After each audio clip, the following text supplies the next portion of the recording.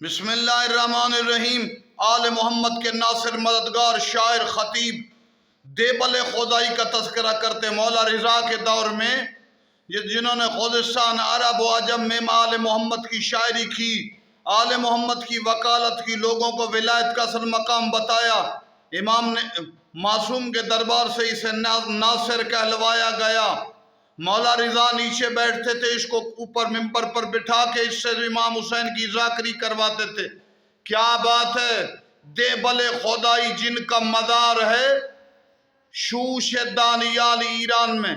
जिस हद तक मुमकिन था लोगों को बताया हक़ आले मोहम्मद है, इनसे दूर न रहो, इनके पास हो, इनके फ़ज़ाइल मसाइब कई इमामों के बयान करने वाला देबल खुदाई।